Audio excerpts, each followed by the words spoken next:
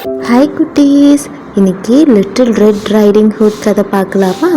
ஒரு ஊரில் ஒரு காட்டு பக்கத்தில் இருக்க ஒரு வீட்டுக்குள்ளே ரொம்ப சந்தோஷமாக அம்மா கூட வாழ்ந்துக்கிட்டு இருந்தாலாம் இந்த ரெட் லிட்டில் கேர்ள். இவளை எல்லாருமே ரெட் லிட்டில் ரைடிங் ஹுட்னு கூப்பிடுவாங்களாம். இவ தலையில் எப்பவுமே இவ பாட்டி ஆசையாக இவளுக்காக பின்னி கொடுத்த இந்த தொப்பியை போட்டுட்டு இருப்பாளாம்.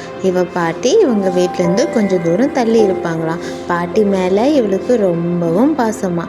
ஒரு நாள் இவங்க அம்மா, பாட்டிக்கு உடம்பு சரியில்லை, நீ பாட்டிக்கிட்ட போயிட்டு அம்மா கொடுத்தாங்கன்னு சொல்லி இந்த வைனையும் இந்த பிரெட்டையும் கொடுத்துட்டு வா, பாட்டிக்கு உடம்பு சரியானதுக்கப்புறம் நம்ம எல்லாம் போய் ஜாலியாக விளையாடலாம், இந்த வழியில் தான் நீ பாட்டி வீட்டுக்கு போகணும், ஞாபகம் வச்சுக்கோ, யாரும் தெரியாதவங்க உங்ககிட்ட பேசுனா நீ திரும்பி பேசக்கூடாது, தெரியாத இடத்துக்கு போகக்கூடாது அப்படின்னு சொன்னாங்களாம். இவளும் ரொம்ப பொறுமையாக சந்தோஷமாக அந்த காட்டு வழியில் பறவைங்க கூட எல்லாம் பேசிக்கிட்டு பூக்கள் எல்லாம் பார்த்து ரசிச்சுக்கிட்டு மெதுவாக பாட்டி வீட்டை நோக்கி போயிட்டு இருந்தாளாம்.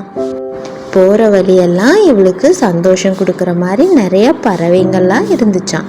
அப்போது இலைகள்லாம் மெதுவாக டான்ஸ் ஆடுற மாதிரியெல்லாம் இவளுக்கு தோணுச்சான்.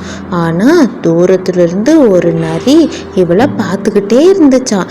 இவளை பார்த்த உடனே அந்த நரிக்கு எப்படியாவது இந்த பொண்ணை சாப்பிட்டுடணும்னு தோணுச்சான். அந்த நரி இந்த பாப்பா கிட்ட எங்கே போயிட்டுருக்கேன்னு கேட்கும்போது, என் பாட்டியை பார்க்க நான் போய்கிட்டு இருக்கேன், எங்கள் அம்மா யார்கிட்டையும் பேசக்கூடாதுன்னு சொன்னாங்க, ஆனால் என் பாட்டி வீடு அந்த காட்டு பகுதி முடிஞ்சதுக்கப்புறம் வர முதல் வீடு அப்படின்னு சொன்னாலாம். அந்த நிறையும் சரி நீ பார்த்துப்போ அப்படின்னு சொல்லிட்டு தூரத்தில் போயிட்டு இருந்த அந்த ரெட் லிட்டில் கேர்ளை பார்த்துக்கிட்டே இருந்துச்சான். அப்போ திடீர்னு கூப்பிட்டு, இங்கே இருக்க பூக்கள் எல்லாம் நீ பறிச்சுட்டு போனீன்னா உன் பாட்டி ரொம்ப சந்தோஷப்படுவாங்க அப்படின்னு தந்திரமாக சொல்லிச்சான்.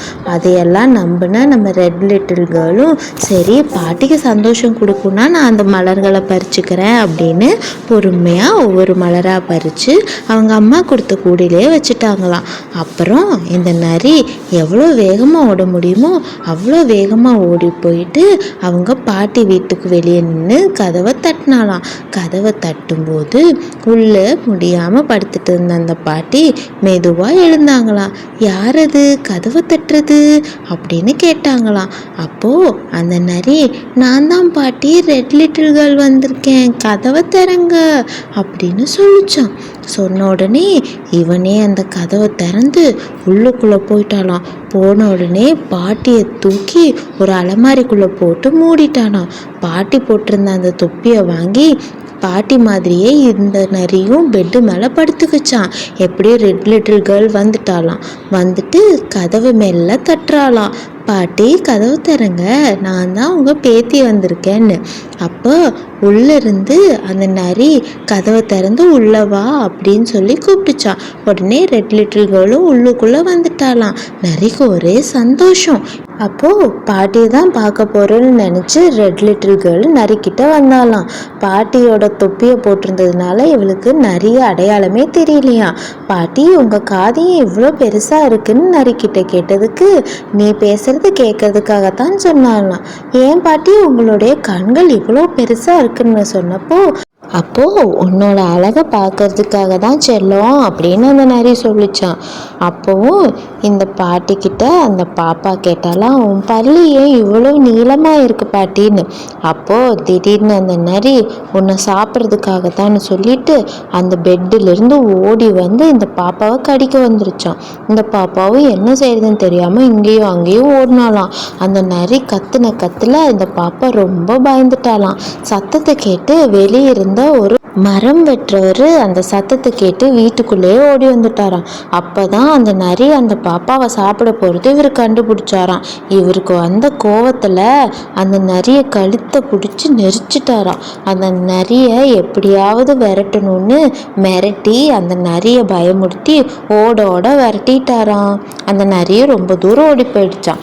இப்போ அந்த பாப்பா போய் அவங்க பாட்டியை பீரோலேருந்து திறந்து விட்டாலாம். அந்த பாட்டியும் வெளியே வந்துட்டு ரொம்ப நன்றி சொன்னாங்களாம். எல்லாரும் மறுபடியும் ஒன்றா சேர்ந்துட்டாங்க. இந்த பாப்பா தான் அந்த பாட்டியை காப்பாற்றினதா நினச்சி அந்த பாட்டி ரொம்ப சந்தோஷப்பட்டாங்களாம். அதுக்கப்புறமா நான் தெரியாதவங்க கிட்ட பேசினதுக்கு என்னை எல்லாரும் மன்னிச்சிடுங்கன்னு ரெட் லிட்டில் கேர்ள் எல்லாத்துக்கிட்டையும் சாரி கேட்டாலாம். எல்லாரும் இந்த நிகழ்வுக்கு அப்புறமா ஒன்றா சேர்ந்து நைட்டு டின்னர் சாப்பிட்டு சந்தோஷமாக இருந்தாங்களாம். இந்த மாதிரி நிறைய கதைகள் உங்களுக்கு வேணும்னா நம்ம சேனலை சப்ஸ்கிரைப் பண்ணுங்கள்.